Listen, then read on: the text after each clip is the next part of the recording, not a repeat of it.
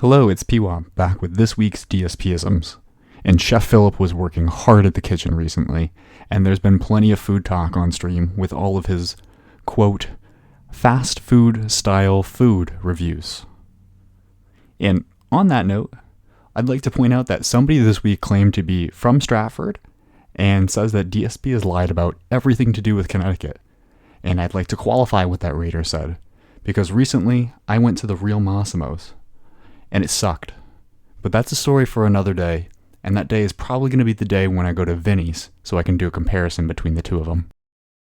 And during one of those expert food reviews, DSP said the way that you can tell when a chicken breast has been cooked properly is because the chicken comes out rubbery.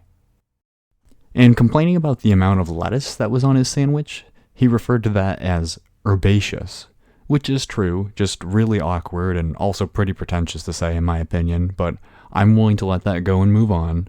Unlike Phil, we won't be making a red light out of a stop sign. On a less toxic note, Phil's been playing Call of Duty multiplayer recently, and the symphony of excuses he's been creating is incredible, but you'll have to listen to your blind spots and your peripheral hearing to make sure that you catch all of these. For example, there was the night he was streaming the campaign mode on Call of Duty, and he emphasized how important understanding the story is to really getting the full experience for the campaign. So I asked him to help get me up to speed on the plot of what was going on, and this was the response he gave me. Can I explain the plot for the campaign? Yeah, there's a bunch of blackened operatives, and they are doing covert operations across the globe.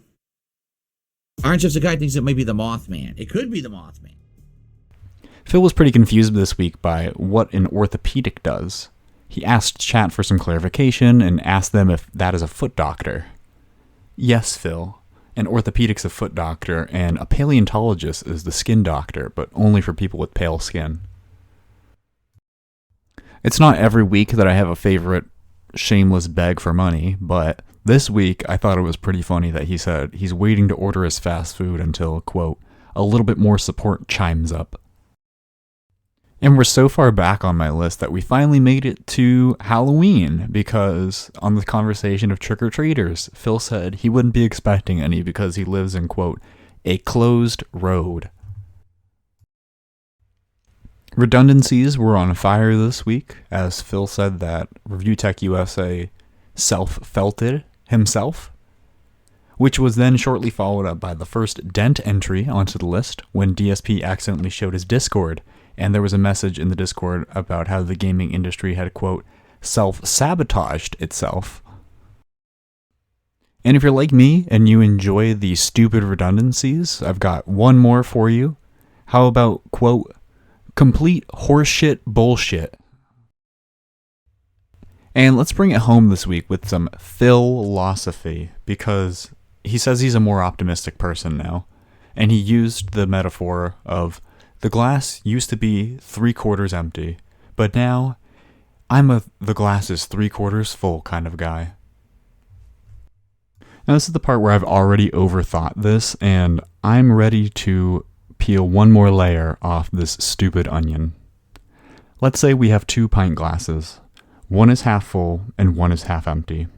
They both have half a pint of liquid, so it's just a matter of perspective. It's the same amount of liquid. But with Phil saying his glass used to be 3/4 empty, which meant there was only 1/4 of a pint of liquid. And now it's 3/4 full, so there's 3 times the amount of liquid. It's not a matter of perspective. There's actually a different amount of liquid between the 2 glasses. So he's undermined the whole metaphor. But I still do think it works that way, because his glass used to be 1/4 full, and now it's 3/4 full. Because for the last 3 months, people have been pissing in his glass and telling him it's beer. And that's it for the week for DSPisms. This is P-Wop from Studio B in Bridgeport, Connecticut, signing off.